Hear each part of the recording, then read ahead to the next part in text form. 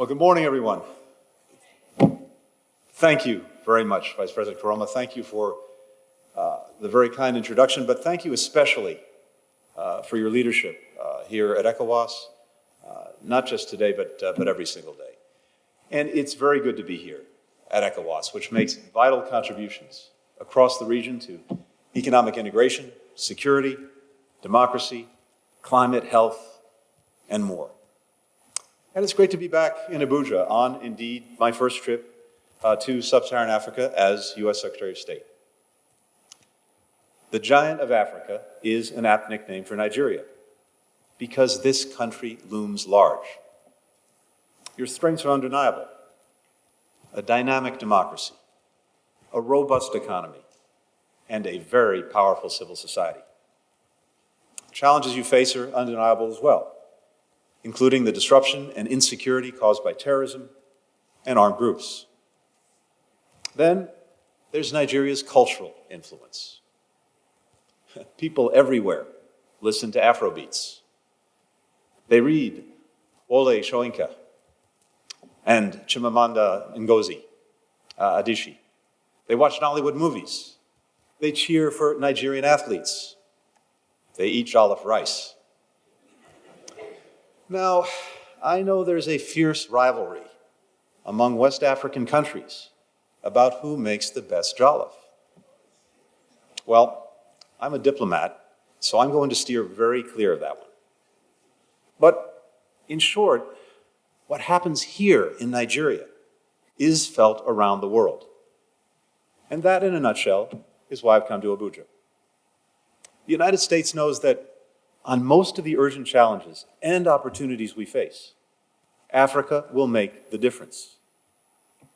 We can't achieve our goals around the world, whether that's ending the COVID-19 pandemic, building a strong and inclusive global economy, combating the climate crisis, or revitalizing democracy and defending human rights, without the leadership of African governments, institutions, and citizens.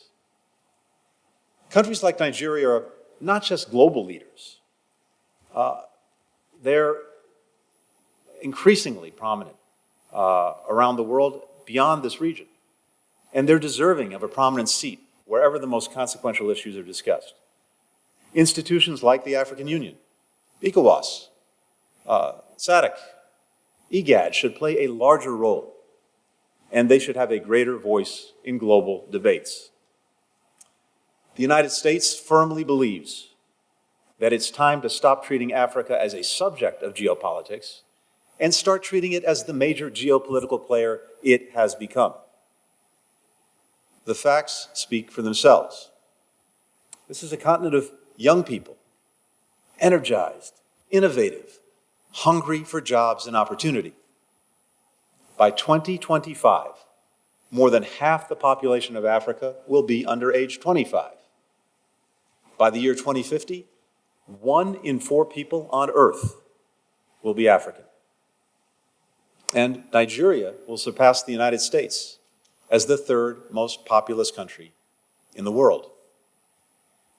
Africa is poised to become one of the world's most important economic regions.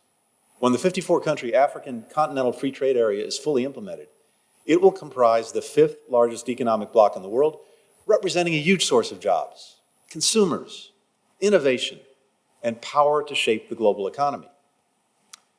As we work to end the COVID-19 pandemic and strengthen global health security, we must work closely with the countries of Africa to build public health systems here that can prevent, detect, and respond to future emergencies. Because, as these past 2 years have taught us, none of us are completely protected unless all of us are protected. As the urgency of the climate crisis grows, our focus will increasingly be on Africa to solve an emergency that threatens our collective security, our economies, and our health. Here, where the potential for renewable energy is greater than anywhere else on the planet, we see not only the stakes of this crisis, but also its solutions. At this moment of testing for democracy around the world, we see across Africa a microcosm of what democracies can achieve, as well as the challenges they must overcome.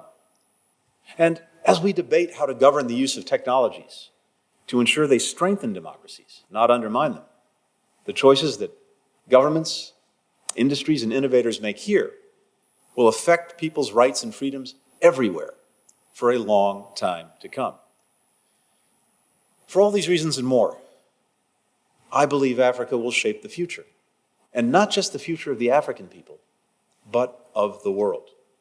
And that's why I'm here this week, visiting 3 countries that are democracies, engines of economic growth, climate leaders, drivers of innovation.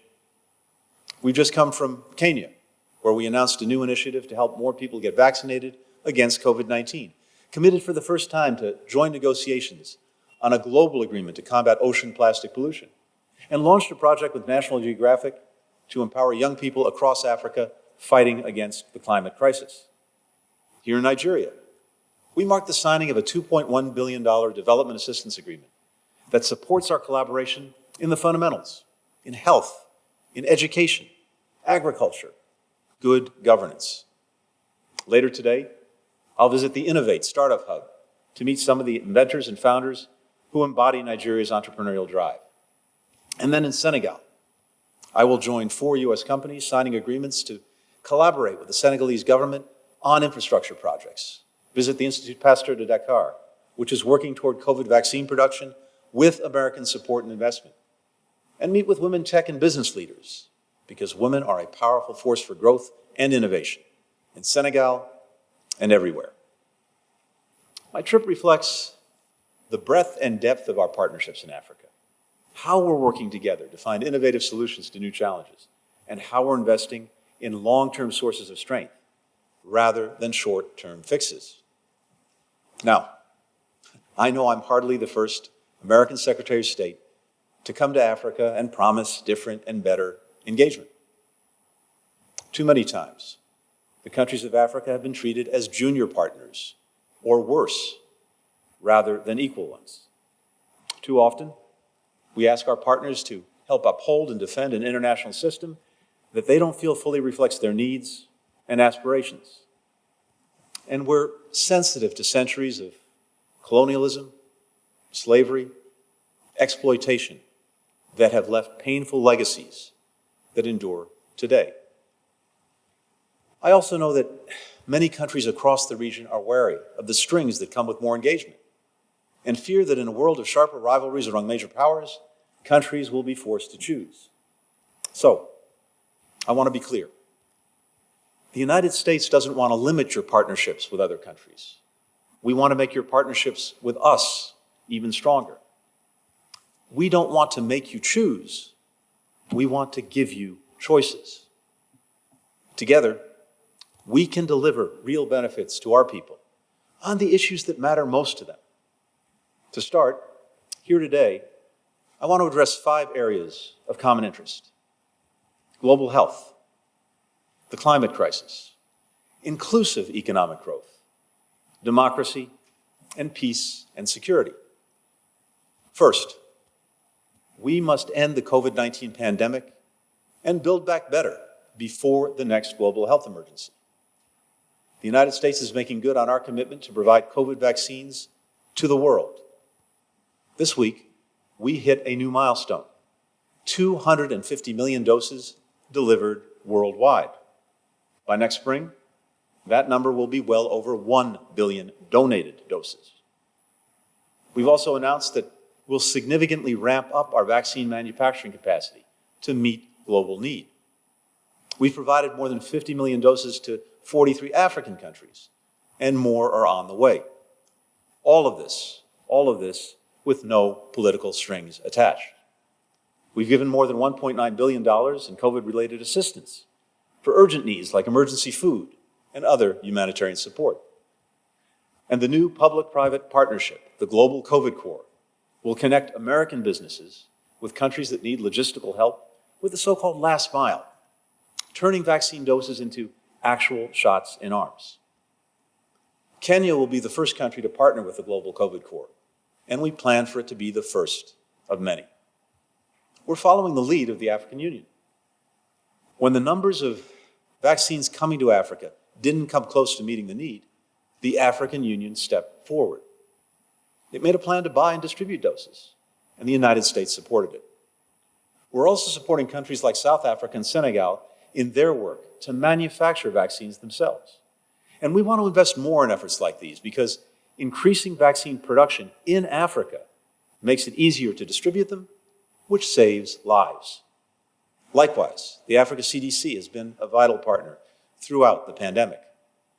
And we hope other regions will see the success of the Africa CDC and create their own centers for disease control, because a global network of regional CDCs would put the world on stronger footing for the future. This pandemic has revealed how vulnerable all of us are. We have to seize the opportunity to strengthen global health security.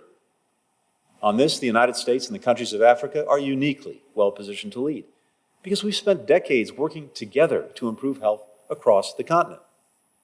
PEPFAR, for example, has saved millions of lives, brought the world to the edge of the first AIDS-free generation, and transformed public health infrastructure, including here in Nigeria, where the investments we made years ago in labs and clinics formed the backbone of this nation's COVID response.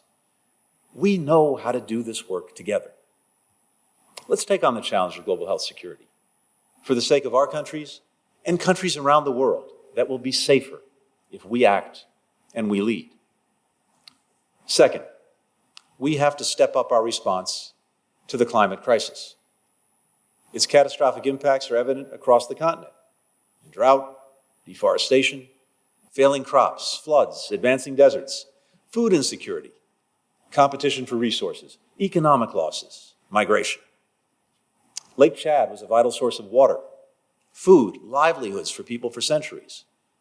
Now, it's almost gone, shrunk to 1/20th the size that it was 60 years ago.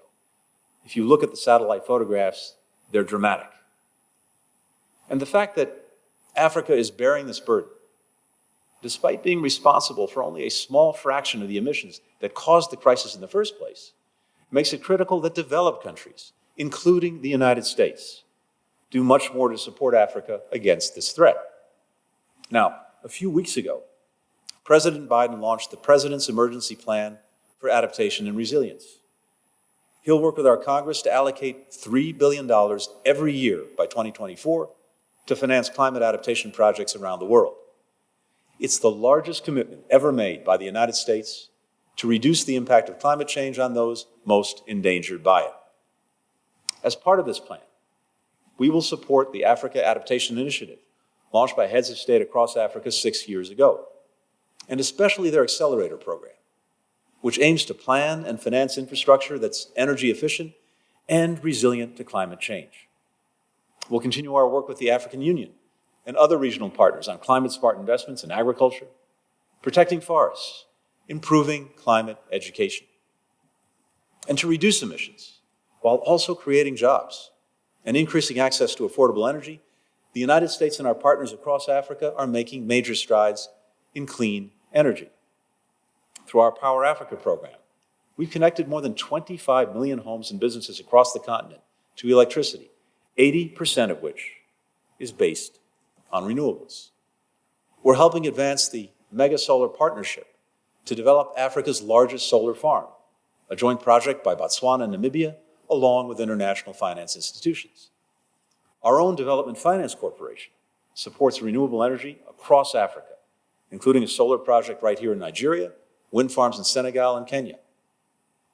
These ventures could be just the start of our partnerships in so-called green tech, the industries and infrastructure of a low-carbon, climate-resilient future, everything from solar panels to electric bikes and cars to sustainable shipping.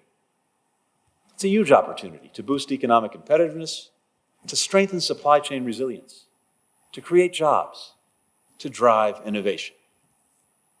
Just look at what Nigeria has done in financial tech with electronic payments, cryptocurrency, digital banking. And imagine what we could achieve together in building our green economic future. Vanessa Nakate, the Ugandan climate activist, gave an urgent plea in Glasgow last week to world leaders when she said that young people don't believe our climate promises anymore. Prove us wrong, she urged. Well, Let's meet that challenge together. Third, we must build a more stable and inclusive global economy. The COVID-19 pandemic is not only a health crisis, it's an economic crisis as well. We must rebuild, and we must build back better. The United States has supported Africa's economic resilience throughout the pandemic. For example, by backing the suspension of debt for 32 African countries to date and getting more capital flowing to your economies. Looking ahead, we want to help create the kind of opportunity that doesn't benefit only the well-off, but creates good jobs for people at every income level and lays the foundation for more inclusive and environmentally sustainable growth for years to come. That's why we admire the African Union's Green Recovery Action Plan, particularly its emphasis on climate finance. The Prosper Africa initiative aims to increase two-way trade and investment. Our Africa Growth and Opportunity Act, known as AGOA, provides duty-free access to American markets, and we're working to make sure African countries take full advantage of it. We welcome the African Continental Free Trade Area because we want to see Africa's economic power in the world grow. More consumers should gain access to African goods and services.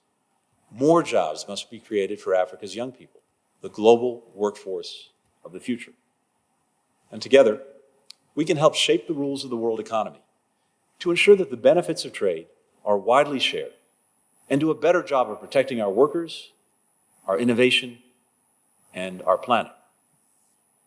The global minimum tax, which 130 countries have agreed to, is a strong step in the right direction. It will raise billions in revenues for countries and end the global race to the bottom that had corporations moving from one place to another to pay as little in taxes as they could. Finally, our commitment to inclusive growth is behind our Build Back Better World initiative, which aims to help close the global infrastructure gap. The need is staggering. It'll cost trillions of dollars a year to close that gap. But we have to act because infrastructure needs are holding back growth and opportunity in too many places. By meeting those needs, we can improve people's lives, strengthen economies, and protect the planet at the same time. Now, just as important as the what is the how. Our approach will be sustainable. It will be transparent. It will be values-driven. We want to create local jobs and benefit local communities. We support anti-corruption and transparency measures so leaders and citizens can evaluate whether deals made on their behalf really are worth it. And we want to protect workers and the environment. Too often, international infrastructure deals are opaque, coercive. They burden countries with unmanageable debt. They're environmentally destructive. They don't always benefit the people who actually live there. We will do things differently. Now, anyone who spends time in Lagos, the Western Cape, Nairobi, knows that optimism, innovation, and the sheer drive of people across Africa, especially young people, is plain to see. Americans know something about that kind of ambition and that kind of ingenuity. That's why I think we're natural economic partners and why we should take our engagement much further. Fourth, we must strengthen democracy. This is a critical moment. Authoritarianism is on the rise around the world. Technology is being used to silence dissent and prosecute citizens. And democracies must answer the call to fight back against disinformation, stand up for internet freedom, reduce the misuse of surveillance technology, establish standards of responsible conduct in cyberspace. Meanwhile, governments are becoming less transparent. Corruption is growing. In many places, elections are flashpoints for violence. And the pandemic has accelerated many of these trends. We see this happening across Africa. Leaders ignoring term limits, rigging or postponing elections, exploiting social grievances to gain and maintain power, arresting opposition figures, cracking down on the media, and allowing security services to enforce pandemic restrictions with brutality. Many Africans are now living under at least partially authoritarian governments. And militaries have taken over civilian governments 4 times this year. That's the highest number in 4 decades. There are good news stories about democracy in Africa, too. In Niger, which had its first ever peaceful transfer of power this year. Or Zambia, where the opposition party won elections, something few believed would be allowed to happen. Citizens there woke up long before dawn, some sleeping all night at polling stations, to make sure that they could vote. And even in places where democracy is under duress, it's inspiring to see people courageously raising their voices and calling for change, like the citizens marching in the streets and cities across Sudan to restore the civilian-led transition. Still, the recession of democracy in many places in Africa cannot be denied. And it is not the will of the people. Survey after survey in countries across the continent show that the people of Africa, be they Ghanaian or Zambian or Ugandan or Tanzanian, support democracy. When given the choice between multi-party elections or strongman rule, one-party states or military control, they choose multi-party elections. That makes it all the more important that leaders show leadership and stop the democratic backsliding that is wiping away their citizens' aspirations. Now, I want to emphasize that democratic backsliding is not just an African problem. It's a global problem. My own country is struggling with threats to our democracy. And the solutions to those threats will come as much from Africa as from anywhere. We need countries from every part of the world to share best practices, to make public pledges, to hold each other accountable. And we need to show how democracies can deliver what citizens want, quickly and effectively. When we fail to do that, people lose their trust in the democratic model. And that fuels the arguments that authoritarian governments make, that their system is better. Now, that's exactly the idea behind the Summit for Democracy that President Biden will host next month. And we very much look forward to Nigeria's participation. Together, we must vow to fight what former President Obama called the cancer of corruption, which drains billions of dollars from economies while undermining people's dignity and gutting their faith in the system. We have to protect free and flourishing civil societies, which give citizens a peaceful means to express grievances and to push for change. And we have to relentlessly defend human rights, which are the foundation of free, just, and stable societies. Americans and Africans share a yearning to live in places where their rights are respected, their voices are heard, their governments answer to them and deliver for them. Working together, we can support democracy in our countries and around the world. Fifth, we must advance lasting security and peace. We know that instability and insecurity are at the top of nearly every Nigerian's mind. The same could be said for people in Ethiopia, Somalia, Mozambique, Cameroon, Mali, Niger, and other countries across the continent. The threats posed by violent extremists, by criminals, internal armed conflict, these threats are very real and so present in people's lives. So is there potential to destabilize nations and regions, to undermine development, to ignite humanitarian disasters. Part of the answer is effective and professional security forces and local law enforcement that can protect citizens while respecting human rights. And many of our partners across Africa want to build their capacities in these areas. But tackling the root causes of conflict is just as important, maybe even more important. Not everything can be solved with more or better equipped armed forces. And attempts to address violent extremism have at times had the perverse effect of violating people's rights, contributing to grievances, and furthering cycles of violence. We urge governments to contribute to and commit to criminal justice and security sector approaches that respect rights, as well as greater accountability for abuses, which is critical for earning the public's trust. We think we can achieve better results in confronting insecurity if we work together to expand economic opportunity, especially for young people and others who might be drawn into criminal activity out of desperation, out of a feeling that they have no other choice. And to resolve conflicts, we stand ready to support swift and sustained diplomacy with national leaders, with regional organizations, with international allies and partner citizens, including women, who must always be at the table when peace is negotiated, and also with international institutions, including the United Nations. That's what's happening right now with the crises and conflicts in Ethiopia, Sudan, and Somalia. African leaders and institutions have stepped up to steer the diplomatic response. African diplomats are leading engagement at the United Nations, the World Trade Organization, the African Development Bank. The United States is using our diplomacy in all the ways we can to support these efforts. So I've covered a little bit of ground today, but everything I've said can be boiled down to this. The United States wants to strengthen our partnerships across Africa in ways that serve your interests, our interests, and the interests of people worldwide, whose lives and futures depend in part on what we can achieve together.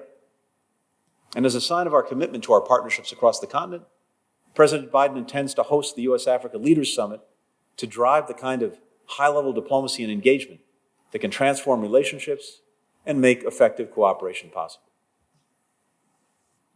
I said at the start that Africa is a continent of young people. I've met a few of them on this trip. Many of the issues I've mentioned today will help unleash their potential by creating new opportunities for them to lead, to learn, to build careers, to serve their communities, to achieve their dreams. One of my favorite examples of partnership between the United States and Africa is YALI, the Young African Leaders Initiative. It creates educational exchanges and networking opportunities for extraordinary young people across Africa. I've been lucky enough to meet with many YALI fellows and alumni, and I always walk away dazzled. They're starting social enterprises, helping people get vaccinated, studying agriculture and counseling at-risk teenagers, working in governments and writing for newspapers, creating art, and using it to forge connections in Africa and around the world. They're quite simply unstoppable. Our charge now is to take a page from their book. Let's channel their optimism and their energy as we meet today's challenges and opportunities together. Let's build the future that young people in all of our countries want and deserve. Thank you so very much for listening.